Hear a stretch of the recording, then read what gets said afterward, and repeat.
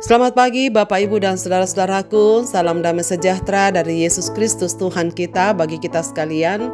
Senang sekali kita berjumpa kembali pada pagi hari ini sebelum beraktivitas.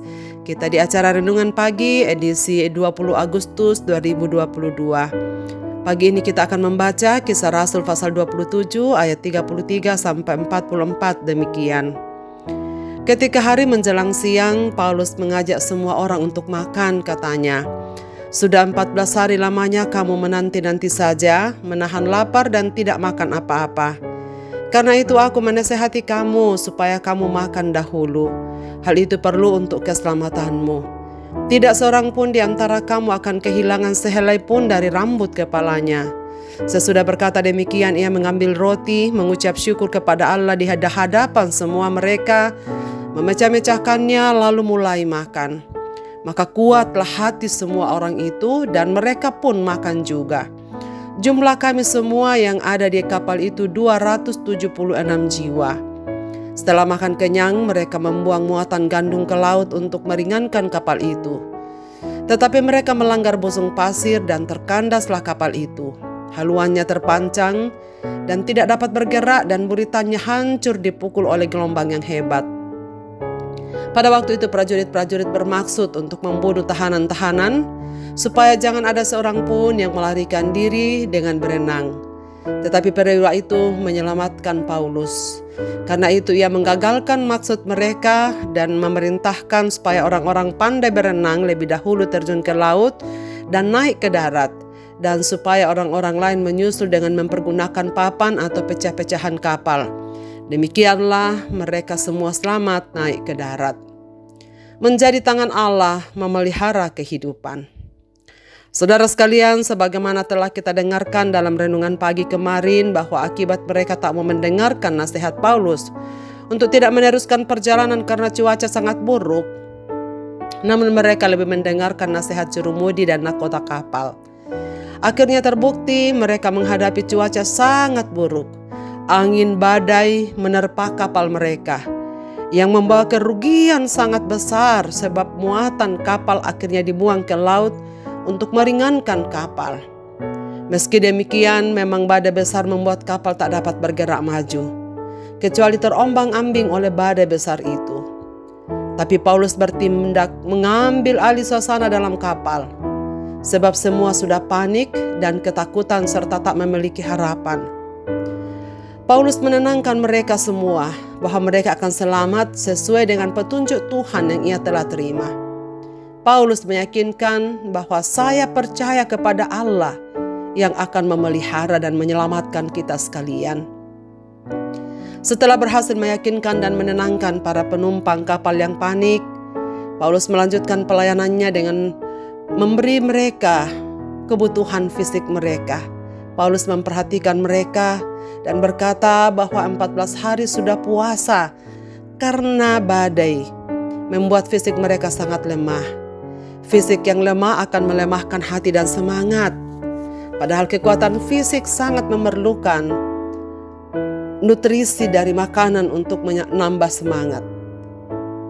Kekuatan fisik sangat diperlukan untuk membawa kapal ke daratan terdekat. Walau pulau sangat mendahulukan masalah rohani, namun ia tetap memperlihatkan kepada mereka tentang iman dan keyakinan kepada Allah.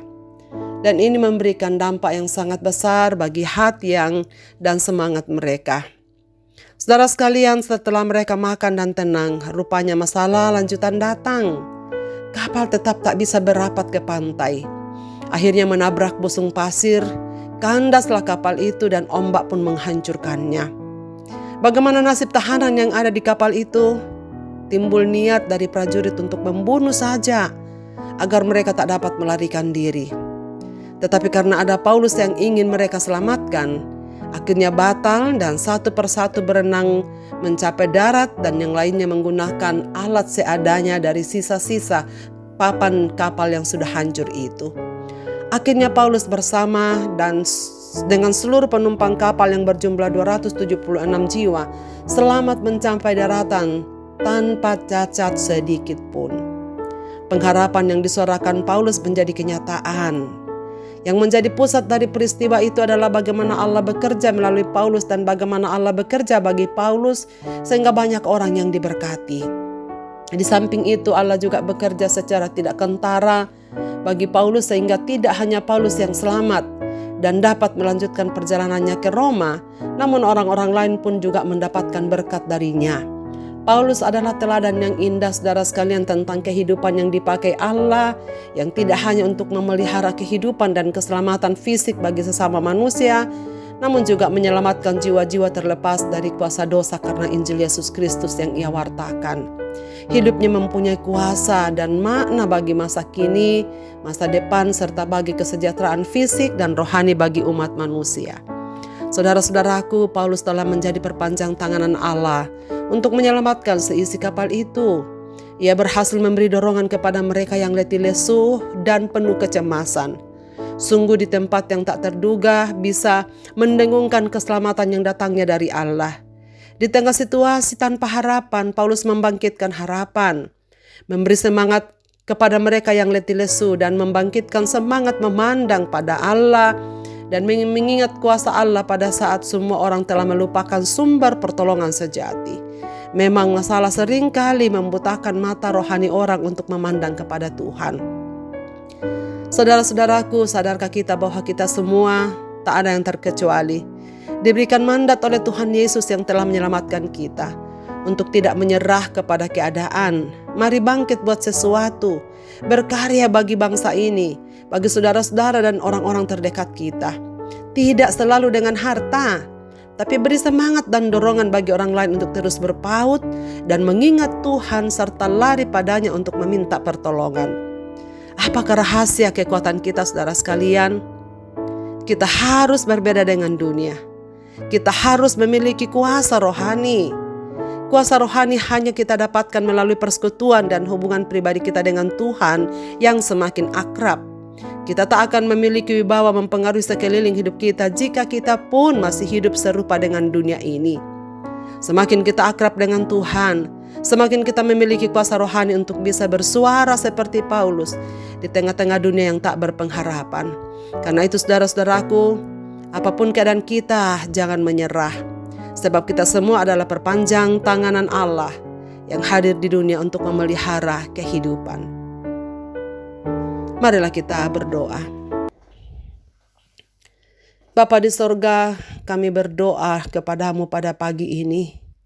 Kami bersyukur Tuhan boleh membangunkan kami dan memberikan kami semangat baru di hari ini. Kiranya Tuhan memberikan kami hati untuk menyadari bahwa kami hadir dalam hidup kami sekarang ini, di tengah-tengah kehidupan ini, karena Tuhan sedang mengutus kami untuk menjadi perpanjang tanganan-Mu bagi orang lain. Kiranya kami menyadari bahwa kehidupan kami menjadi tangan Allah memelihara kehidupan banyak orang. Sehingga sepanjang hari yang kami jalani di hari ini, kami mengingat tugas kami ini, pengabdian kami, karya kami, untuk hormat dan kemuliaan bagi nama Tuhan. Sertailah kami ya Tuhan dalam aktivitas kami di hari ini. Semua pendengar renungan pagi dalam kegiatan, aktivitas dan pekerjaan mereka, tuntunlah mereka ya Tuhan, supaya mereka menjadi tangan Allah untuk hadir di tengah-tengah kehidupan dimanapun mereka berada.